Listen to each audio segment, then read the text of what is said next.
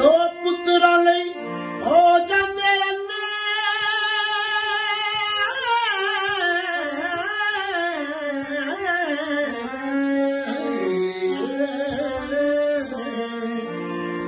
ਪਿਓ ਪੁੱਤਰਾਂ ਲਈ ਹੋ ਜਾਂਦੇ ਅੰਨੇ,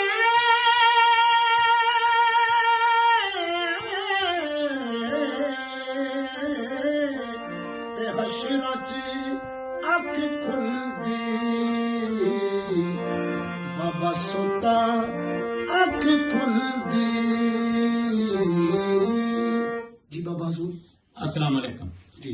देखो इस बोली का बहुत गहरा मतलब है जिहदे च असी लोग बिल्कुल ध्यान नहीं देंगे।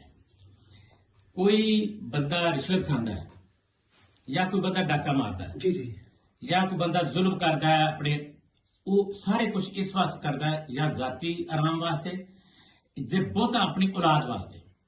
हर जिहड़ा जालम हुंदा है, जिहड़ा डिक्टेटर हुंदा है, या हर वो चोर हुंदा, चक्का हुंदा, करप्ट हुंदा, रिश्वतखोर हुंदा, बेईमान हुंदा, जी। लुटेरा हुंदा, जी जी वो अपनी औलाद वास्ते दौलतां सामभदा है। जी यानी उस वेले वो अन्ना होया हुंदा। अच्छा, वो अन्ना ते होंदा फिर अन्ना वो करदा भी है, इधर कोई गौर नहीं करदा।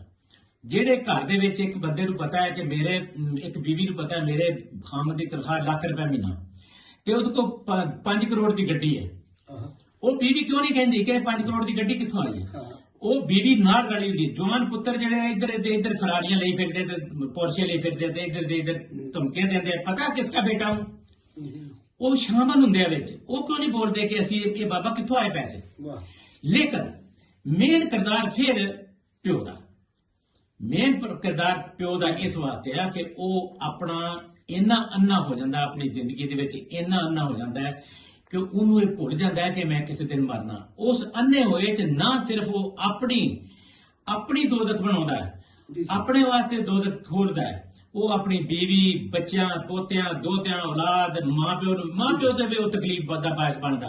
ਫਿਰ ਉਹ ਆਪਣੇ ਰਿਸ਼ਤੇਦਾਰਾਂ ਤੇ ਬਦਨਾਮ ਬਣਦਾ, ਬੁਰਾ ਨਾਮ ਬਣਦਾ। ਲੇਕਿਨ ਇੱਥੇ ਇੱਕ ਰਿਵਾਜ ਹੈ कि भाई वो रिश्वत खा लो तो मस्जिद चले जाओ, नमाज पढ़ लो, 15 बंदे रोटी खवा दो, वो बड़ा दयालु है, वो हो जाता नहीं।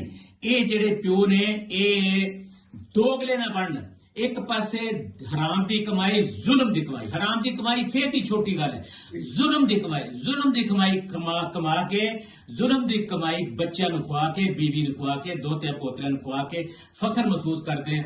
ते फिर ये जेड़ा ना उन्होंने फिर उदों होश आउंदी जदों हशरां दे विच अख खुलदी है। ये फिर अल्लाह ताला दा हिसाब हुंदा है। फिर उन्हें पता लगता है और मैं ते अन्ना सी। मेहरबानी। माशाअल्लाह।